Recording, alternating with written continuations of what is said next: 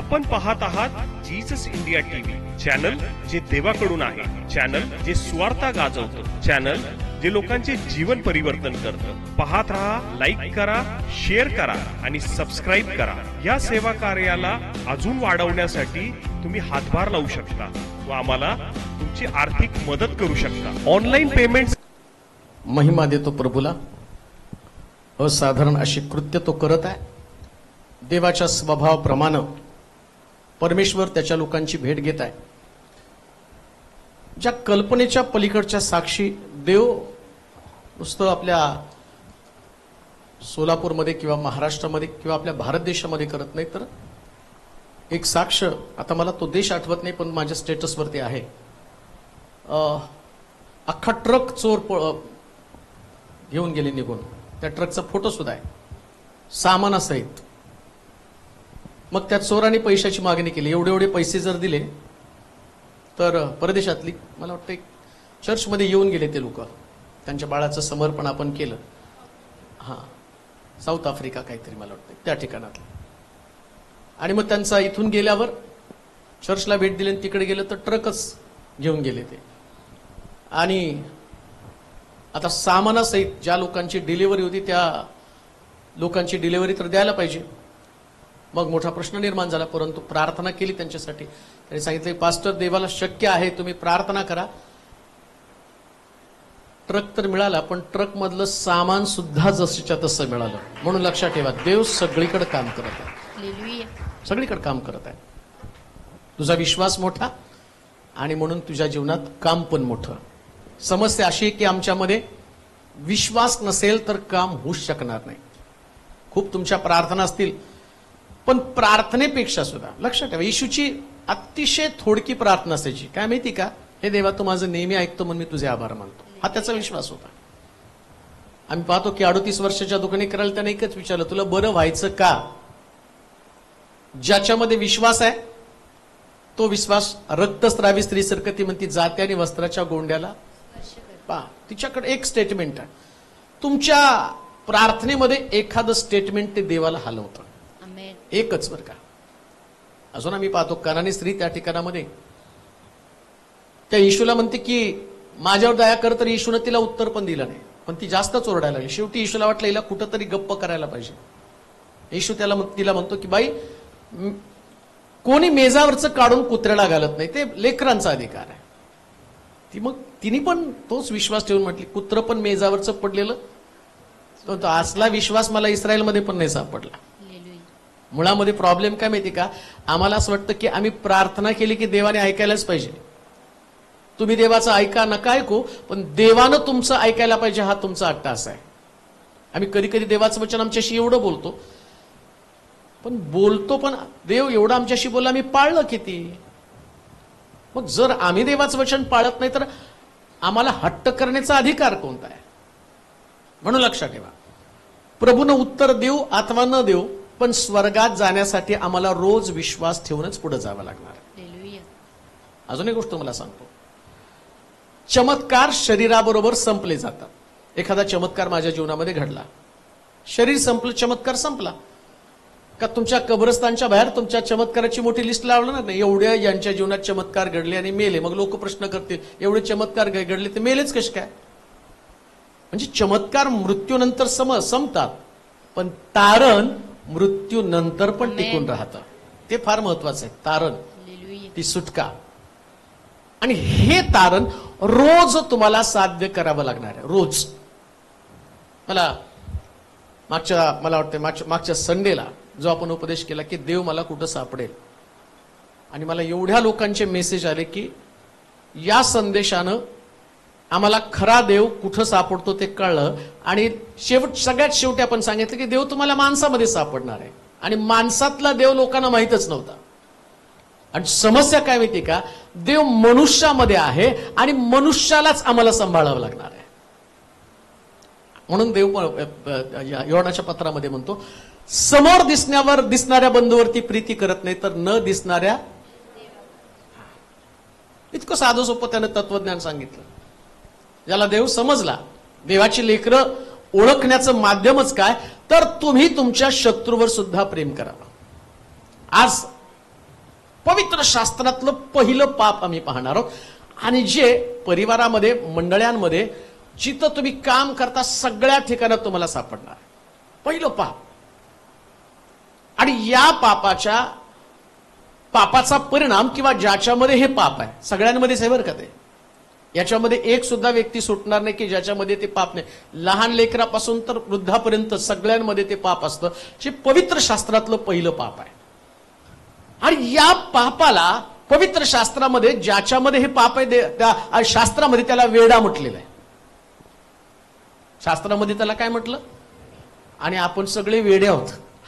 Just मी त्याचा अभ्यास कळला, अरे सगळे आपण वेडे आहोत. आम्ही म्हणतो नाही, माझ्याकडे एवढं शिक्षण आहे, माझ्याकडे एवढे पर्सेंटेज आहे, मी एवढी विद्वत्ता आहे, माझ्याकडे एवढ्या डिग्र्या आहे. पण तो देव त्या ठिकाणामध्ये, अरे तू वेडा आहेस. कारण जे पाप तुझ्यामध्ये आहे त्या पापाची जाणीव पण तुला नाही. दोन प्रकारचे लोक आहेत. एक या प्रकारचं पाप ज्याच्या बाबतीमध्ये घडतं तो व्यक्ती, आणि दुसरं हे पाप करणारा व्यक्ती, ज्या पापासंबंधानं अनेक लोकांना माहीत पण नाही. देवाची स्तुती असो, या दिवसामध्ये देव असे काही नवीन नवीन रिव्हिलेशन देत आहेत. मला परवा एका आंटीने फोन केला,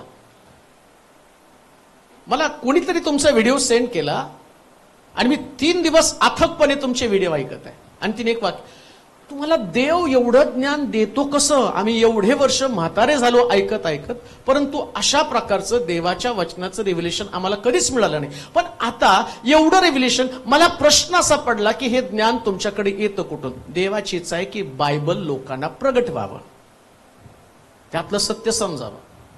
आणि जेव्हा देवाच्या वचनाचं सत्य लोकांना समजतं ना, तेव्हा परिवर्तनाला सुरुवात होती. आणि परिवर्तनच तुम्हाला स्वर्गामध्ये घेऊन जाणार आहे. तुमचं दानधर्म, तुमच्या प्रार्थना, या गोष्टी तुम्हाला स्वर्गामध्ये नेणारच नाहीत. मी एक संदेश प्रभू मला देत आहे, तो संदेश तयार करत आहे, अर्धा झाला. परंतु त्या ठिकाणामध्ये स्वर्गामध्ये देव काही लोकांना ओळख देणार नाही, आणि त्याच्यामध्ये ते सगळे धार्मिक लोक आहेत, त्यांनी महत्कृत्य केलेले लोक आहेत. परंतु तरी प्रभू म्हणतो, मी स्वर्गात त्यांना ओळख देणार नाही. आणि अशा लोकांची यादी, त्या यादीकडे तुम्ही बघाल तर तुम्हाला प्रश्न पडेल, स्वर्गात जाणार तरी कोण? नेमकं कोण व्यक्ती स्वर्गामध्ये पोहोचणार आहे? जे तुमच्यासाठी आदर्श आहेत, ज्या लोकांना तुम्ही पाहिल्यावर तुम्हाला वाटतं की हे देवाचे लोक आहेत. परंतु बायबल सांगतं या सगळ्यांना या पृथ्वी तलावर त्यांच्या ओळखी खूप आहेत.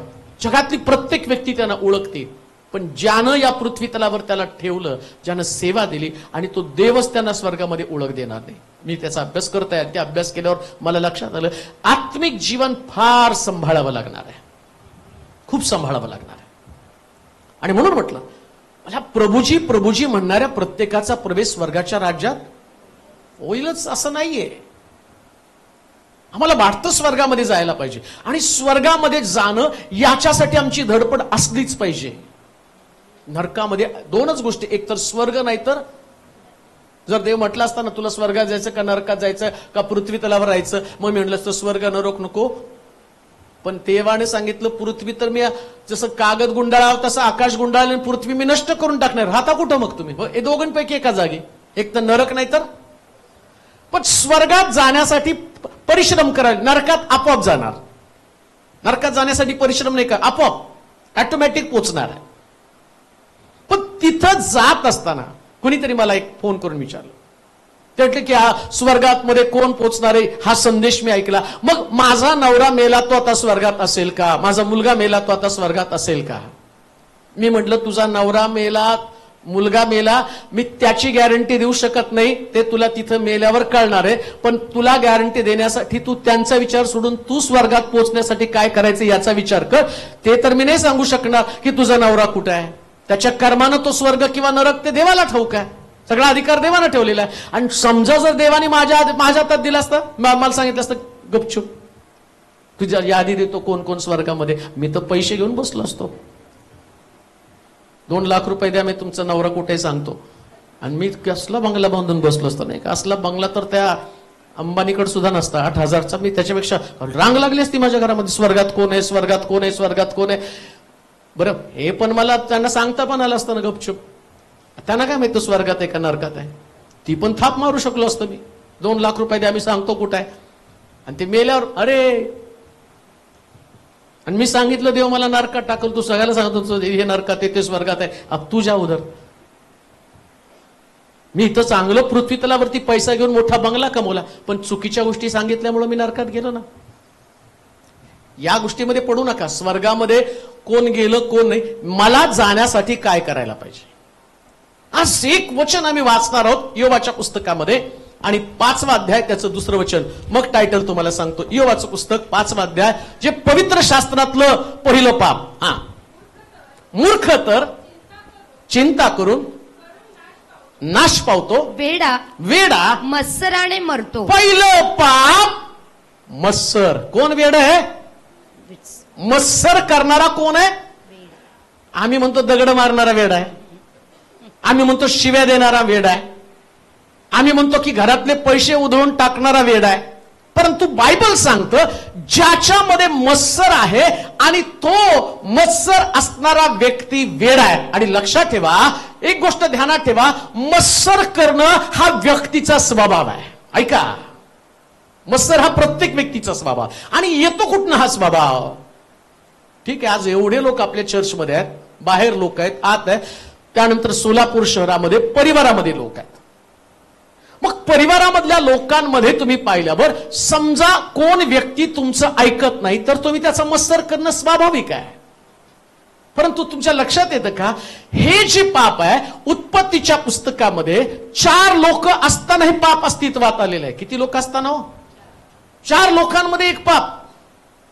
आज विचार करा की त्या ठिकाणामध्ये कोणत्याही गोष्टी अस्तित्वात नाहीये. 4 लोक गुण्यागोविंदानं सुखानं राहत असताना सुद्धा ते धार्मिक लोक आहेत, आणि धार्मिक लोक असताना या धार्मिक लोकांमध्ये उद्भवलेलं हे पाप आहे. काईन आणि हबेल दोन्ही सुद्धा आम्ही पाहतो की ते दोन्ही धार्मिक लोक आहेत. आदाम हवा त्यांच्यावरती संस्कार करतात, त्यांना सांगतात की आम्ही चुकलो, एदेन बागेतनं आम्ही बाहेर पडलो, एदेन बागेतनं बाहेर पडणार आणि जे पाप आम्ही केलं, परंतु पृथ्वी तलावर तुम्हाला देवाला संतुष्टकारक यज्ञ करावा लागेल. परंतु ते यज्ञ करत असताना सुद्धा त्यांच्यामध्ये पाप आहे. ऐका, अजून एक गोष्ट तुम्हाला सांगतो. जो व्यक्ती दैहिक आहे तो दैहिक व्यक्तीच मत्सर करत असतो. ऐका, आणि मत्सर करणारा व्यक्ती देवाच्या मर्जीतनं उतरत असतो. मत्सर करणारा व्यक्ती, आता तुम्हाला पुढे मी दाखवेल, कोणाचा पण मत्सर असू द्या, द्वेष भावना जी मनुष्यामध्ये, म्हणून टायटलच ला वेडा मत्सरानं. आणि कायम लक्षात ठेवा बरं का, कोणाच्या मनात मत्सर आला की त्याने लगेच मेंटल हॉस्पिटलला ऍडमिट व्हायचं, लगेच डायरेक्ट तिकडे जायचं. मध्ये आधी कुठं थांबायचं नाही, अँब्युलन्स बोलवायची, सांगायचं बायबल प्रमाणे मी कोण आहे, कारण बायबलमध्ये दिलं म्हणजे फायनल. आता त्याला कुणाला बोलून मानसोपचारात तज्ञाला नेऊन आणि त्याला काय तुम्हाला काय दिसतं काय वाटतं सांगा, आणि असं लिहिण्याची गरज नाही का. मानसोपचार तज्ञ वेडे लोकांची पहिली, तुला काय वाटतं सांग, मग त्याला वाटतं तो म्हणतो मला असं वाटतं की मी भारताचा पंतप्रधान होणार, मग असं होणार आहे, माझ्या हातामध्ये सत्ता येणार आहे. त्या वेड्यांना विचारा त्यांच्या डोक्यात काय काय कल्पना येतात पा. वेडे लोक काय म्हणतात मी जगाचा न्यायाधीश. आमच्या शेजारी एक जण असायचे, आम्ही राहायला आमच्या वाड्याच्या तिथं 2 वाडे होते आणि दोघांच्या मध्ये एक भिंत असायची. मग त्याच्यामध्ये एक स्त्री असायची, ती आमच्याही पण पाणी भरता गप्पा मारायची. मग ती सांगायची रात्री देव मला सगळं दाखवतो, जगाचं काय होणार आहे ते मला दाखवतो, आणि देवानं मला सांगितलं हे जग सगळं मी तुझ्या हातात देणार आहे. आणि आमच्या मला सांग तिच्या काय नागरिक लागते बुटकीच्या, म्हटलं बुटकी होती ती, तिचा नवरा तिचा ऐकत नाही, जग कुठला ऐकणार आहे. वेड असल्यावर काय कसल्याही कथा रंगून सांगतात, परंतु त्याला वेड नाही म्हटलं. बिब्लिकली देव एका आत्मिक व्यक्तीकडे पाहताना त्या व्यक्ती संबंधानं देव काय बोलतो, वाचा बरं वचन परत. मूर्ख तर चिंता करून मला तर मूर्खाविषयी नाही बोलायचं, मूर्खाविषयी दुसरा संदेश देईल, पण आज मी वेड्याविषयी बोलणार आहे. कोणता वेडा? वेडा मत्सराने मरतो. कशाने मरतो? सगळ्यात तुम्हाला भ्रष्ट करणारं पाप, तुमच्या बुद्धीचा कंट्रोल घालवणारं पाप, ज्याच्यानं तुमची बुद्धी भ्रष्ट होणार आहे आणि तुमच्या जीवनामध्ये येणारे आशीर्वाद. ऐका बरं का आता तुम्ही ज्यावेळेस पाहाल ना, तर ज्यावेळेस एक व्यक्ती कोणाचा तरी मत्सर करत असते ना, तर मत्सर सोसणारी व्यक्ती देव तिला काय आशीर्वाद देतो, आणि जी व्यक्ती मत्सर करते ना तिला कुठले परिणाम भोगावे लागतात या गोष्टी समजल्याशिवाय तुम्ही किती वेळ आहे तुम्हाला समजणारच नाही. मी ते अभ्यास केल्यावर मला कळलं, अरे आपण तर कितीतरी मोठ्या गोष्टी गमावल्या, आपण कितीतरी गोष्टींमुळे आणि आशीर्वाद गमावले. एवढंच नव्हे तर या मत्सरामुळे प्रभूच्या असणारे सगळ्या हानी पण मी सोसत आहे. प्रभू मत्सर करणाऱ्याला देवानं दंड दिलेले. उत्पत्तीच्या पुस्तकामध्ये जाणार आहोत. उत्पत्तीचं पुस्तक 4 अध्याय 4 पासून 13 पर्यंतची वचनं. उत्पत्तीचं पुस्तक 4 अध्याय 4 ते 13 वचनं वाचूया. हबेलानेही आपल्या कळपातील प्रथम जन्मलेल्यातून म्हणजे त्यातल्या पुष्टातून काही अर्पण आणलं.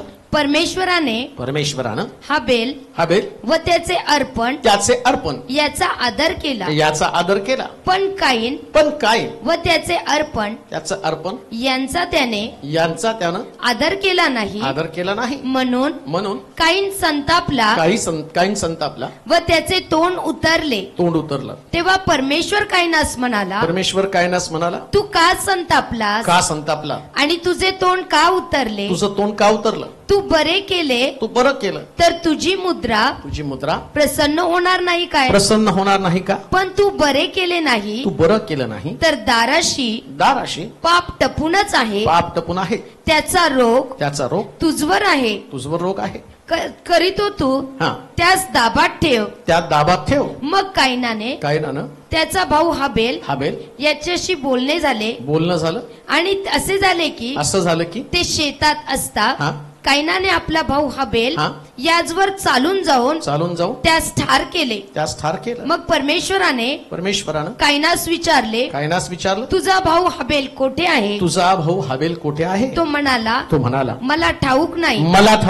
मी काय माझ्या भावाचा राखणदार आहे का? तो म्हणाला, तू हे काय केले? ऐक, तुझ्या भावाचे रक्त भूमीतून मजकडे ओरड करीत आहे.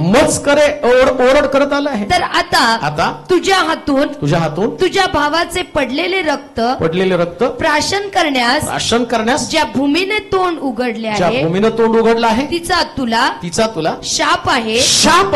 तू जमिनीची मशागत करशील तेव्हा ती यापुढे तुला आपले सत्व देणार नाही. तू पृथ्वीवर परागंदा व भटकणारा होशील. तेव्हा काईन परमेश्वरास म्हणाला, हा माझा दंड मला सोसवणार नाही. का भारी आहे? इतका भारी आहे. पहा या जमिनीवरून तू मला आज हाकून दिले आहे. मी तुझ्या दृष्टीपुढून लपलेला असेल. आता जास्त वाचू नका, परंतु इथं आपण थांबूया. काय घडलं उत्पत्तीच्या पुस्तकामध्ये? काय प्रभूला सांगायचं? तो म्हटलं की मत्सर करणाऱ्या लोकांच्या मेंदूचं नियंत्रण गेलेलं, वेडे झालेले आहेत. का त्याला इतकं मोठा पापाचा दर्जा दिला? आत्मिक जीवनामध्ये जसं आमचं दैहिक जीवन आहे, दैहिक जीवनामध्ये जसं आमच्या मेंदूचं संतुलन जातं, तसं आत्मिक जीवनामध्ये पण मेंदूचं संतुलन जातं. तसं तुमच्या दैहिक मनुष्य जागा आहे. दैहिक मनुष्याला तपासताना त्याचे विचार आणि त्याच्या विचारावरून त्याला वेड ठरवलं जातं. तसं आत्मिक मनुष्याचे सुद्धा आत्मिक विचार असतात आणि त्या विचारावरून तो खरंच आत्मिक आहे का वेडा आहे हे ठरवलं जाणार आहे. मग आता तो वेडा कसा काय ठरणार आहे आणि का वेडा होणार आहे? वेडा का? कारण त्याला परिणामाची माहिती नसते म्हणून तो वेडा आहे. वेड्याला परिणामाची माहिती नसते. वेड्याच्या हातामध्ये तुम्ही पैसे दिले तर त्याला किती पण नोटा दिला तर तो फाडून टाकतो. त्याला परिणामाची माहिती नाही की या पैशाची किंमत काय आहे. तो गमवतो सगळं काही. वेड्याच्या हातामध्ये कोणी व्यवहार देत नाही.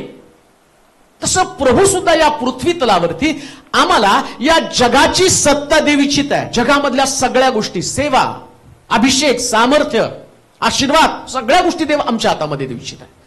परंतु समजा जर आम्ही आमचं आत्मिक संतुलन, जसं तुमच्या देहाचं संतुलन राखल्या कारणानं तुम्ही बुद्धिमान ठरता, तसं तुमच्या आत्म्याचं संतुलन तुम्हाला राखावं लागणार आहे. काईन हबेलामध्ये अशी कोणती घटना घडली? 4 लोकांचा परिवार. या 4 लोकांच्या परिवारामध्ये आलेलं पहिलं पाप कोणतं असेल? दोघं पण आत्मिक लोक आहेत. काईन काही विलन नाहीये. काईन यज्ञ करणारा व्यक्ती आहे. आणि बायबल सांगतं त्यानं सुद्धा आपल्या शेतातलं दिलेलं आहे. आणि कायनाशी पण देव बोलत होता. ऐका, हाबिलाशीच देव बोलत नव्हता, कायनाशी पण बोलत होता, हाबिलाशी पण बोलत होता. मग आणि दुसरी गोष्ट, दोघांचं रक्ताचं नातं आहे. काईन आणि हाबेल हे रक्ताच्या नात्यातले भाऊ आहेत, आत्मिक लोक आहेत, रक्ताचं नातं त्यांच्यामध्ये. मग अशी काय घटना घडली की कायनाच्या अंतःकरणामध्ये हाबेलाविषयीचा मत्सर उत्पन्न झाला? आत्मिक व्यक्तीमध्ये कसं काय मत्सर उत्पन्न होऊ शकतो?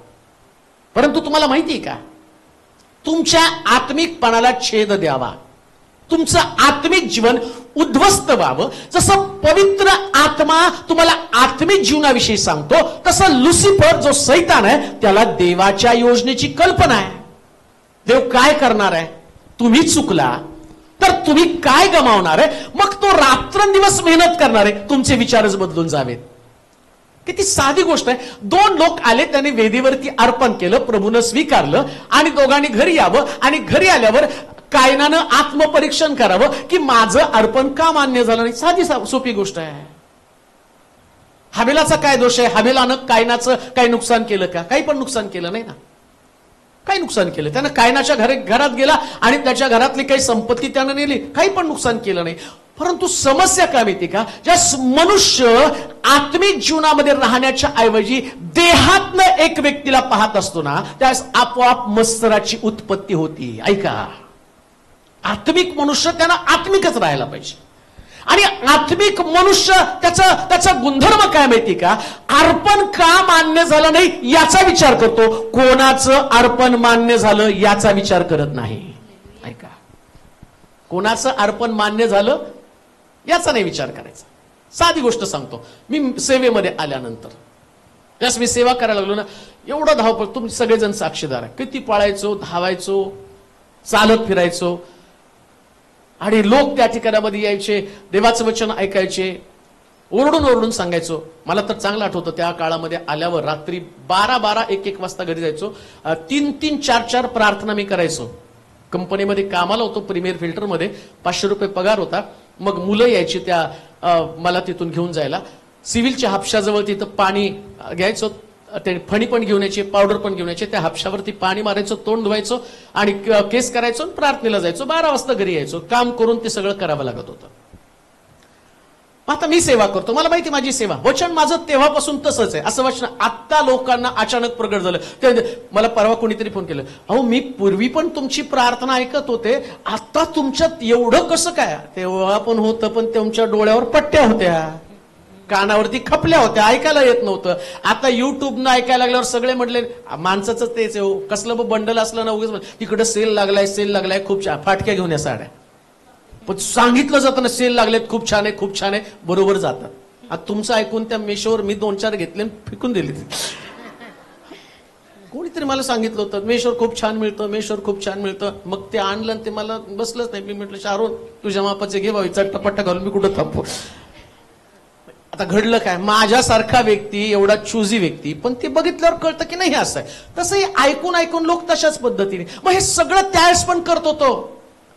परंतु मी ज्यास माझ्याकडे पाहायचो त्यास मला कळत होतं, अरे हे लोक पण सेवा करतात, इतकी प्रभावी सेवा, प्रभूनं सगळं त्यांना दिलेलं आहे. माझ्याबरोबर असणारे लोक मला म्हणजे हे आपलं काम नाही, आपलं त्यांचा देव वेगळा, आपला देव वेगळा, आपल्याला एवढे आशीर्वाद येऊ शकणार नाही. मग त्यावेळेस पण माझ्यामध्ये ते वाटत होतं की अरे कसं काय हे. मला त्यावेळेस कळलं, हाबेलाचा आणि कायनाचा प्रॉब्लेम नेमका झाला काय. वेदीवरती अर्पण करताना याची पण तळमळ तीच आहे, मी पण अर्पण करतो, मग हाबेलाचं अर्पण का मान्य होतो? तसंच आहे. मला वाटत होतं मी पण सेवा करतो, ते लोक पण सेवा करतात, परंतु त्यांच्या सेवेमध्ये त्यांना भरपूर प्रतिफळ आहे. माझ्या सेवेमध्ये मला कष्ट आहे, मला त्रास आहे, मला अपमान आहे, माझी हानी आहे, माझं नुकसान आहे. परंतु त्यावेळेस मी मत्सर करण्याच्या ऐवजी काही काळ माझ्या डोक्यामध्ये ते आलं, परंतु मी माझ्या मनाचं सांत्वन करतो. तो देव त्याच्या समयामध्ये अपलिफ्ट करत असतो, त्याच्या समयामध्ये उचलत असतो. ऐका बर का, वेडा मत्सरानं मरतो याचं विधान तुम्हाला करत असताना, ही तत्व तुम्हाला समजावून सांगत असताना, आज तुमचं अर्पण मान्य झालं नाही म्हणजे उद्या पण अर्पण मान्य होणार नाही. ज्यावेळेस तुम्ही स्वतःमध्ये बदल कराल, एक दिवशी तुमचं पण अर्पण मान्य होणार आहे. म्हणून लक्षात ठेवा, जेव्हा तुम्ही एखाद्याचं अर्पण मान्य होतं, माझं अर्पण मान्य होत नाही, ही जी भावना, ही हीनतेची भावना. का मग त्याच्यामध्ये हीनता आली? कारण देवानं हाबेलावरती प्रेम केलं. देव आहे, तो म्हणतो ज्याच्यावर मला कृपा करावीशी वाटते त्याच्यावर मी करतो. मग आता माझं का हट्ट असलं पाहिजे? तू त्याच्यावर का कृपा करतो? ते घरात चालतो, त्याला 2 भाकरी दिली, मला एकच दिलं. त्याला तू अंड तळून दिलं आणि मला दिलंच नाही. घरात आम्ही भांडायचो घरामध्ये असताना. या स्तुतीचा बाप जो आहे ना, तो सगळं भांडून घ्यायचा, आम्ही बघत बसायचो. मग ते सगळं झाल्यावर मी तिला भांडायचो, ह्याला दिलं आणि मला नाही दिलं. हे घरात चालतं, देवाकडे चालत नाही. का? कारण देव माणसासारखं पाहत नसतो. देवाचं पाहणं सगळ्यांपेक्षा वेगळं आहे. ऐका, वेडा मत्सरानं मरतो. का म्हटलेले असं? या व्यक्तीच्या अंतःकरणामध्ये, कायनाच्या अंतःकरणामध्ये हाबेलाविषयीचा मत्सर उत्पन्न झाला. ऐका, एवढं सगळं सुंदर अर्पण करून सुद्धा, एवढ्या वेदीजवळ जाऊन सुद्धा, म्हणून काय पवित्र शास्त्रामध्ये सांगितलं, ते का नियम दिला माहिती का? काय म्हटलं माहिती का? दान देण्याच्या अगोदर पहिल्यांदा तू आपल्या भावाबरोबर, का तर तू तिथं कायनाचं उदाहरण आहे. कायन आणि हबेल दोघांमध्ये ज्या असणारी ईर्ष्या स्पर्धा होती, कायनामध्ये ईर्ष्या आहे, मग त्या ईर्ष्ये खातीर त्यांनी काय केलं? हाबेलाचं वध. ऐका, इकडं मत्सरामुळं हाबेलाचा वध झाला. मत्सरामुळे हाबेलाचा वध झाला. आता ज्याचा वध झाला, देव त्याचा हिशोब विचारण्यासाठी कायनाकडे आला. ऐका, काय परिणाम मत्सर केल्यामुळं, द्वेष निर्माण झाल्यामुळं काय तुमच्या परिवारात, तुमच्या घरात, मंडळीमध्ये किंवा ज्याच्याशी तुमचे संबंध आहे त्याच्यामुळं काय नुकसान होणार हे तुम्हाला मी सांगत आहे. इकडं कायनानं मत्सरामुळं हाबेलाचं वध केला. आता त्याचा मत्सर इतका शिरेला पोचलाय, इतका टॉपला गेलेला आहे, इतक्या वरच्या पातळीवरती मत्सर गेला. देव त्याला विचारतो, तुझा भाऊ कुठे? तर देवाचा पण मत्सर करत आहे. वाचा बरं डायलॉग बाजी वाचा, तुम्हाला समजेल ते का. तेव्हा परमेश्वर कायनास म्हणाला, तू का संतापला? का संतापला? आणि तुझे तोंड का उतरले? संतापला म्हणजेच मत्सर बर का, त्याला दुसरा शब्द नाही. संतापणं म्हणजेच मत्सर. तू का संतापला? का संतापला? आणि तुझे तोंड का उतरले? तुझं तोंड का उतरलं? तू बरे केले तर? बरं केलं तर? तुझी मुद्रा प्रसन्न होणार नाही काय? ज्यांची मुद्रा प्रसन्न नाही ते बरे नाहीत. त्यांना विचारूच नका बरं आहे का म्हणून. आणि आम्ही नियमात चेहरा पडल्यावर विचारतो कसं काय? बरोबर आहे, ज्यांच्या चेहऱ्यावरती सतत हसणं आहे त्यांच्याकडे मत्सर नाही, म्हणून सतत हसत राहा. कोलगेटने तुम्हालाच फुकट पेस्ट दिली पाहिजे. ते म्हणतात तुमचं हसणं, ते बळबळ हसायला लागतात. दात त्यांनी ते पेंटिंग करून घेऊन आले, जाऊन घासून बिसून आले, पण ती कोलगेटची जाहिरात. बरोबर, मला घेऊन जा बरं कोलगेट. मीच कोलगेट रोज वापरतो, मला घेऊन जा. ते देणारच नाहीत मला. एवढे स्वच्छ दात आपले कुठे? ते गेले डेंटिस्ट कडून, त्यांनी केमिकल लावून पांढरे करून, आणि मग म्हटले तुमचा चेहरा असा आहे, यांचे दात असे आहेत, त्यांच्या सगळ्याचेच दात व्हायला पाहिजे ना. पण लक्षात घ्या, चेहरा देव पाहत असतो. चेहरा देव पाहत असतो. तुम्ही चर्चमध्ये आल्यानंतर देव तुमचा चेहरा, म्हणून कोणाला पाहून तुमचा चेहरा दुःखी राहू देऊ नका. हालेलुया. तुम्हाला पसंत असो अथवा नसो, हा प्रॉब्लेमच नाही. एखादी व्यक्ती तुम्हाला पसंत नाही ही तुमची समस्याच असू शकत नाही. एखाद्या व्यक्तीविषयी तुमच्या अंतःकरणामध्ये द्वेष भावना असेल तर देव येऊन तुम्हाला विचारणार आहे. काय विचारणार आहे? तुझा चेहरा का उतरला? तुम्ही छोडेगा ना म्हटला तर छोडेगा तो बाद में, मैं तुझे नाही छोडोगा. किती पण गायलं, जोर जोरात गायलं, मी ओरडायला लागलो ना तरी देव म्हणतो तू गाणं संपव, मला तुझ्याशी थोडंसं बोल. इकडे यज्ञ संपवला आणि देव त्याची भेट घेत आहे. इकडे गाणं संपलं, देव त्याची भेट घेत आहे. आणि काय प्रश्न करत आहे? तुझा चेहरा. ऐका, कोणत्या कारणानं तुमचा चेहरा उतरलेला आहे? तुम्हाला काय वाटतं? परमेश्वर तुमची भेट घेतो म्हणजे नेमकं काय? देवानं अब्रामाची भेट घेतली आणि त्याला इसाक मिळाला. नुसता इसाकाच्या भेटीसाठी नाही हो. तो पहिला प्रश्न करणार आहे, हबेल कुठे आहे? हबेल कुठे आहे? तू चांगलं केलं असतं तर तुझा चेहरा कधीच उतरला नसता. चांगलं करा. आणि चांगलं काय माहिती का, तर एकमेकावर प्रीती करणं सगळ्यात चांगलं आहे.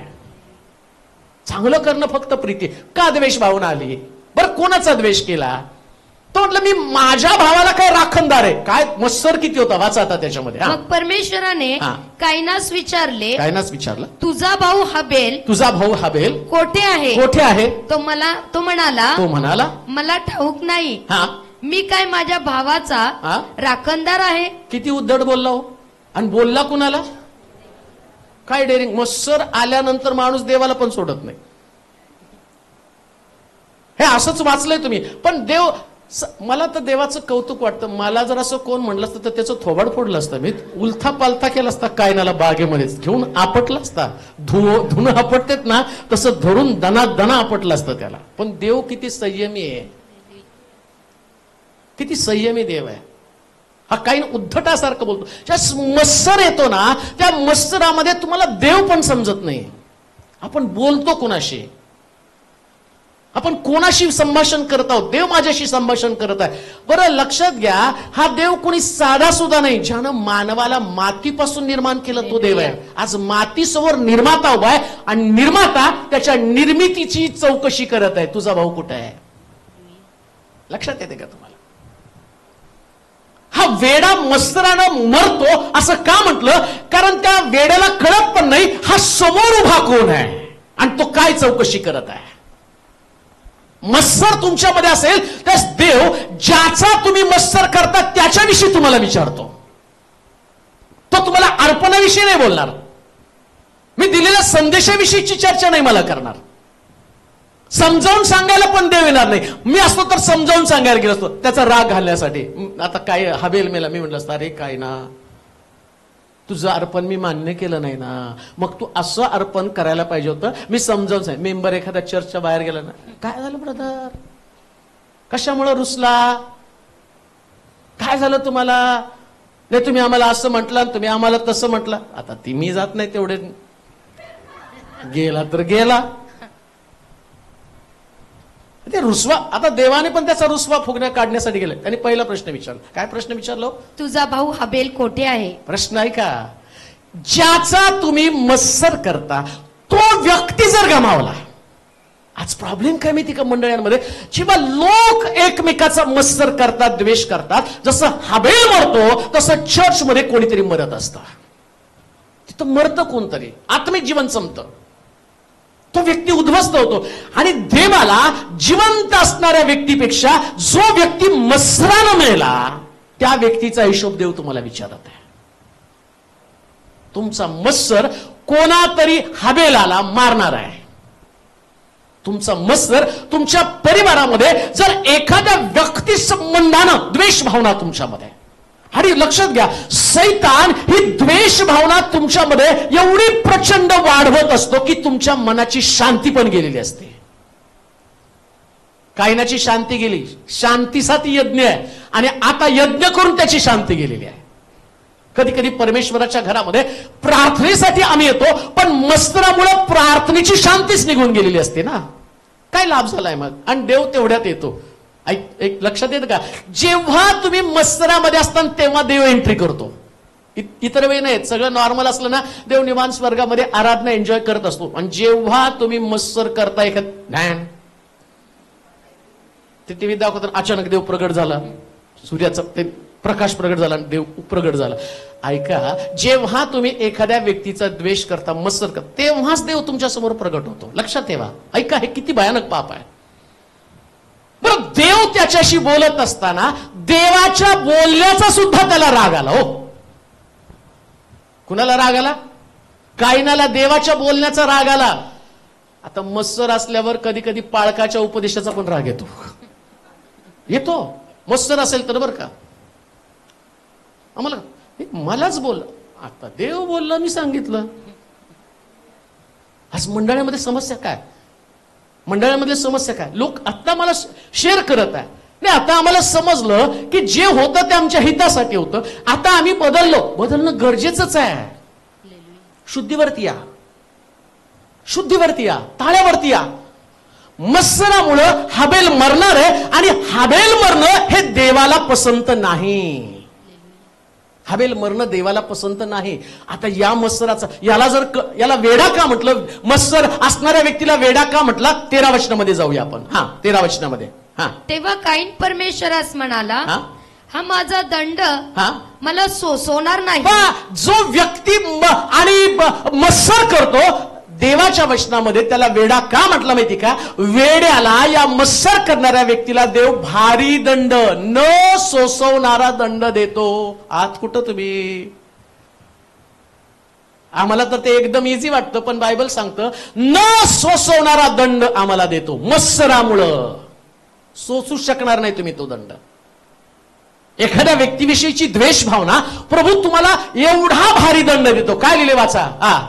तेव्हा काईन परमेश्वरास म्हणाला, हा माझा दंड, माझा दंड मला सोसवणार नाही, मला सोसवणार नाही, इतका भारी आहे, इतका भारी आहे. पहा या जमिनीवरून तू मला आज हाकून दिले आहे. देव मत्सर करणाऱ्या व्यक्तीला आशीर्वादामधूनच हाकलून लावून टाकतो. का वेड म्हटलं, म्हणून तर म्हटलं वेड्याला कळत नाही त्याच्याकडे असणाऱ्या वस्तूची व्हॅल्यू काय आहे. आज तुम्ही ज्या ठिकाणामध्ये, समजा मी आहे, माझ्यामध्ये जर मत्सर आला तर मला माझ्या सेवेची व्हॅल्यू काय ते कळत नाही. आज जी सेवा मी करत आहे ना, ती सेवा किती व्हॅल्युएबल आहे.